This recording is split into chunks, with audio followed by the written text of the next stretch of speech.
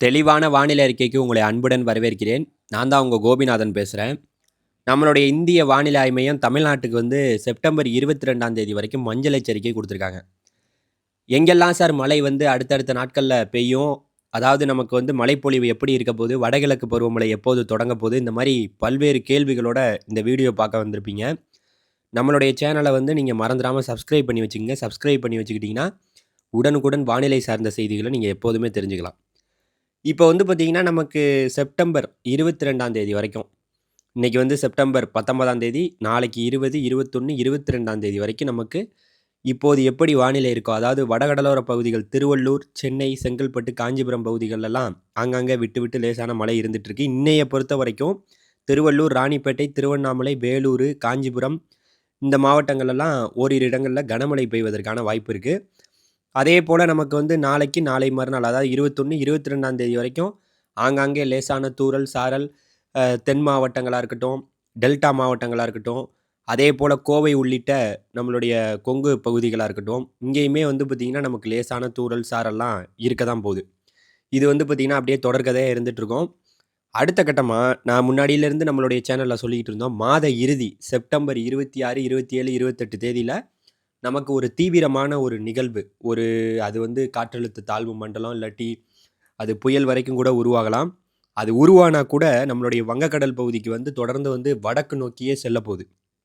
வடக்கு நோக்கினா, நம்மளோட அதாவது வந்து பார்த்தீங்கன்னா, அந்த பக்கம் ஒடிசா, அப்புறம் வந்து ஆந்திரா ஆந்திரா அதுக்கப்புறம் அந்த பக்கம் இருக்கக்கூடிய மேற்கு வங்கம் இந்த சைட்ல போய் அது வந்து பார்த்தீங்கன்னா, ஒரு மிகப்பெரிய ஒரு தாக்கத்தை ஏற்படுத்த போது. தமிழ்நாட்டுக்கு இதனால மழை எப்படி இருக்குங்கிறத பொறுத்து வந்து தான் பார்க்கணும். தென்மேற்கு பருவமழை தமிழ்நாட்ல வந்து பார்த்தீங்கன்னா, அதாவது நமக்கு இயல்பை விட பார்க்கையில ஒரு 1% தான் வந்து குறைவா பெஞ்சிருக்கு.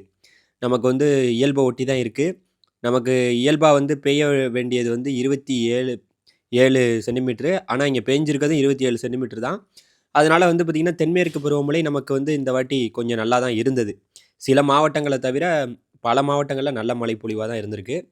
அதேபோல இந்த முக்கியமான செய்தி என்னன்னா, இந்த மாத இறுதியில நம்ம மிகப்பெரிய ஒரு தீவிரமான ஒரு நிகழ்வை எதிர்பார்க்கலாம்.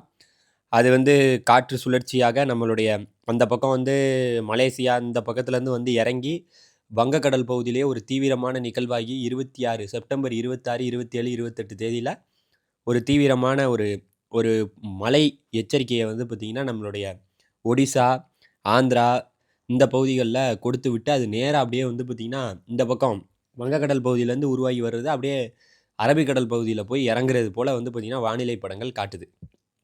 இதுதான் தற்போதைக்கு இருக்கக்கூடிய வானிலை செய்தி.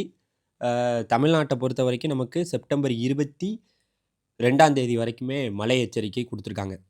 அதாவது மஞ்சள் எச்சரிக்கை குடுத்துருக்காங்க. ஆங்காங்கே விட்டு, விட்டு லேசான தூறல், சாரல்லாம் இருந்துட்டுருக்கும். டெல்டா மாவட்டமா இருக்கட்டும், தென் மாவட்டமா இருக்கட்டும், அதேபோல கொங்கு பகுதிகளா இருக்கட்டும், வடகடலோர பகுதிகளா இருக்கட்டும். வடகடலோரத்தில கொஞ்சம் கூடுதலான மழை வந்து இருந்துட்டுருக்கும். இந்த ஒரு முக்கியமான ஒரு செய்திய சொல்லிக்கிறேன்.